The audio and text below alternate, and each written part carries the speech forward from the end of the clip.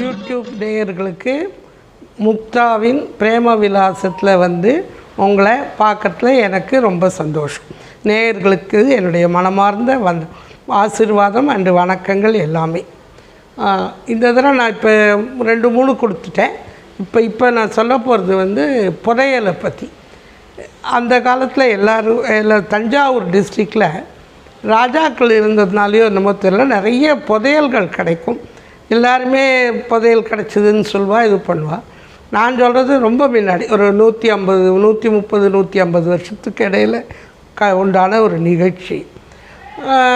எங்கள் அப்பாவுடைய சித்தப்பா பெரியப்பா பையன், அவர் வந்து கசின் அவருக்கு. அவர் வந்து ஒரு கிராமத்தில் இருந்தார்.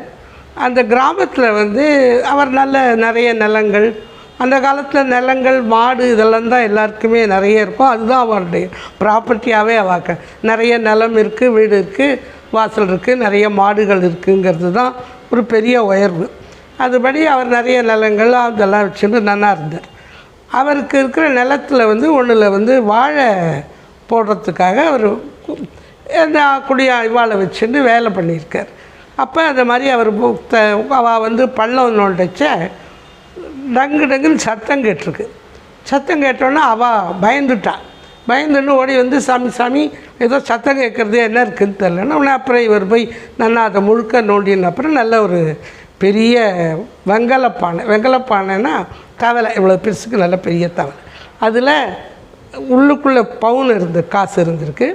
மேலே வந்து ஈயத்தால் அதை மூடியிருக்கா. நல்லா ஈயத்தை காய்ச்சிக்கிச்சுன்னா அது அப்படியே ஸ்டிஃபாக இதாகிடும், மூடி அது மாதிரி. அப்புறம் அதை எடுத்துன்னு வந்திருக்கார். அதுக்குள்ளே கொஞ்சம் ஊரில் பரவி எடுத்து புதையல் கிடச்சிருக்கு, பொற்காசுகள் வந்திருக்கு, பொற்காசெல்லாம் வந்திருக்குன்னுட்டு. அப்புறம் உடனே போலீஸு தாசில்தார் எல்லாரும் ஏன்னா பூமியிலேருந்து எது கிடைச்சாலும் அது அரசாங்கம் சேர்ந்தது. அதனால எல்லாரும் வந்து பண்ணியிருக்கா. பட் ஏதோ அவளை சமாளித்து ஏதோ அனுப்பி வச்சுட்டார். அப்புறம் கொஞ்ச நாள் கழிச்சு அந்த புதையல் எடுத்து அவர் உபயோகிச்சிருக்கலாம். அது எப்படி என்ன பண்ணது தெரியல. ஆனால் இந்த புதையல்ங்கிறது அந்த காலத்தில் ரொம்ப எல்லாருக்கும் அந்த ஆசை உண்டு. வீடு நோண்டச்ச புதையல் கிடைக்குமான்னு பார்ப்பா. அதுவும் அந்த தஞ்சாவூர் மாவட்டத்தில் எல்லா இடங்கள்லையுமே நிறைய கிடச்சி பண்ணோம். எனக்கு இன்னொரு கசின் சிஸ்டர் எங்கள் அப்பாவுக்கு இருந்தால், அந்த சிஸ்டருக்கு புதையல் தனக்கும் அது மாதிரி புதையல்லாம் கிடைக்கும், இதுபடி அது மாதிரி இருக்கணும் ரொம்ப ஆசை. அதுக்காக எங்கள் பாட்டிக்கிட்ட வந்து தினம் சொல்லலாம். நான் இப்போ அங்கே போய் கேட்டேன், இங்கே போய் கேட்டேன், இந்த இடத்துல இருக்குது, உனக்கு தான் இருக்குது, வா. அந்த பாட்டிக்கு பேர் செண்பகம்னு பேர். செம்பா வான்னு கூப்பிட்றதான், நான் அதெல்லாம் பண்ண போகிறேன், இதெல்லாம் பண்ண போகிறேன்லாம். எங்கள் பாட்டி ரொம்ப பயப்படுவலாம். ஏன்னா போலீஸுனால் பாட்டிக்கு ரொம்ப பயம். ஐயோ எதையாவது பண்ணிவிட்டு இப்போ உங்கள் வீட்டில் கொண்டு வச்சுட்றேன் அப்படின்னு. ஐயோ எனக்கு இங்கெல்லாம் கொண்டு வைக்காது. எங்கள் பாட்டி நிஜம் போலவே ஒரே பயப்படுவலாம். அதெல்லாம் பண்ணாதே, இதெல்லாம் பண்ணாதேன்னு. அந்த பாட்டி அந்த செம்பாவட்டுக்கு அடுத்த வீடு வந்து அவளுடைய தாயாதிக்காரன். அவளுக்கும் இவாளுக்கும் ரொம்ப சண்டை. அந்த வேலி போடுறதுல அப்போல்லாம் இந்த ஒரு வீட்டு நடுவில் வந்து செடிகள், இந்த ஆடாத்தடை இது வச்சு தான் வேலி போடுவாள். அதில் ஒன்றுதுங்கிறதுல பிரச்சனை, சண்டை. அதனால அந்த அடுத்த வீட்டுக்காரன் ரெடியாக இருந்தான். இந்த பாட்டி என்ன பண்ணியிருக்க, அந்த செம்பா பாட்டி அவர் ஜோசியரை கேட்டிருக்கா, உங்கள் வீட்டுக்கு பின்னாடி இருக்கிற புளிய மரத்துக்கு அடியில் இருக்குது, நீ ஆனால் நைட்டு 12 மணிக்கு மேலே தான் போய் அந்த புதையல் எடுக்கணும் அப்படின்னு இருக்கா. சரின்னுட்டு வீட்டுக்காரரையும் ஆயிடுச்சுன்னு அந்த அப்போல்லாம் எலக்ட்ரிசிட்டியே கிடையாது. அதனால் ஒரு அரிக்கல் லைட்டையும் எடுத்துட்டு அந்த இடத்துக்கு போய் உட்காந்துன்னு அவரை அந்த வீட்டுக்காரரை விட்டு குழி தோண்ட சொல்லியிருக்கா. அவர் குழி தோண்டினவுடனே பக்கத்து வீட்டுக்காரன் போய் போலீஸில் அந்த பாட்டி வந்து அந்த புருஷனை கொல்றா, அவளை குழி தோண்டி புதைக்கிறான்னு சொல்லிட்டான். அவ்வளோதான், ஒரே போலீஸ் இல்லை அது என்னன்னு எல்லோரும் ஓடி வந்துவிட்டான். பாட்டி வெளத்து போயிட்டா அந்த செம்பக பாட்டி. அவர் ஹஸ்பண்டும் ஐயோ அப்படின்னு பாவம், படிப்பு ரொம்ப இல்லாதவா எல்லாருமே, அதனால் அவரும் ஒரே திகச்சு போயிட்டார்.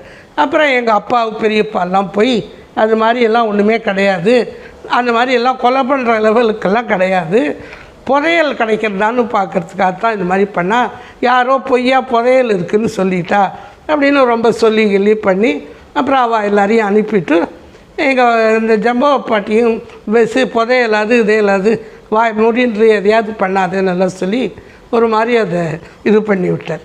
அது என்னென்னா மனுஷாளுக்கு ஒரு ஆசை, நம்ம சிரமப்படாத ஏதானு கிடைச்சா ரொம்ப பிடிக்கும்.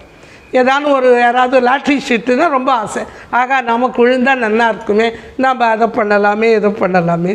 அந்த மாதிரி அந்த காலத்தில் லாட்ரி ஷீட்டெல்லாம் கிடையாது, இப்போ நிறைய அதெல்லாம் வந்திருக்கு, அதெல்லாம் கிடையாது. அதனால் புதையல் தான் ஆசை.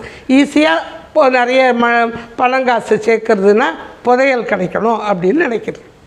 புதையல்ங்கிறத பற்றி நிறைய வந்திருக்கு, சினிமாவும் வந்திருக்கு, ரொம்ப நல்லாயிருக்கும். சிவாஜியும் பத்மினியும் நடிச்சு அவர் எதையோ ஒன்று காமிச்சு அவர் இங்கே தான் என்னுடைய புதையல்னு ஏதோ சொல்வார், உடனே நிஜம்னு நினச்சிட்டு அது எல்லோரும் புதையல்னு ஒன்றுவா. அது மாதிரி இங்கிலீஷ் படங்களும் நிறைய புதையலை பற்றிலாம் வந்திருக்கு. எங்கள் குடும்பத்தில் எங்கள் இதில் புதையல் கிடச்சதை பற்றி நான் சொல்கிறேன். நிஜமாகவே கிடச்சிது அவளுக்கு, அதை அவள் நல்லா யூஸ் பண்ணிட்டா. பட் அதனால் நிறைய ப்ராப்ளங்களும் வந்தது. அதை பார்த்துட்டு எல்லாருமே எங்களுக்கு புதையல் கிடைக்குமா உனக்கு புதையல் கிடைக்குமான்ட்டு ரொம்ப இது பண்ணி வெறுமையே இது பண்ணால். ஆனால் எல்லாருக்கும் கிடைக்கிறது கிடையாது, அது ஏதோ ஒரு அதிர்ஷ்டம் எப்போவாவது எதானு கிடைக்கும். இது தஞ்சாவூர் சைடில் தான் இந்த பக்கமெல்லாம் புதையல் கிடைக்கிறதுங்கிறது ரொம்ப ரேர். ஏன்னா இங்கெல்லாம் ஒரு வறண்ட பூமி, அங்கே தான் ராஜாக்கள் இருந்தது, ஒரு செழிப்பான பூமி. அதனால் அங்கே நிறைய பேருக்கு புதையல்லாம் கிடைக்கும். அந்த மழை காலத்தில் எல்லோரும் தண்ணியில் அடிச்சுன்னு போய் எங்கேயாவது இருக்கான்னு போய் பாப்பா செய்வா, அதெல்லாமும் நிறைய உண்டு.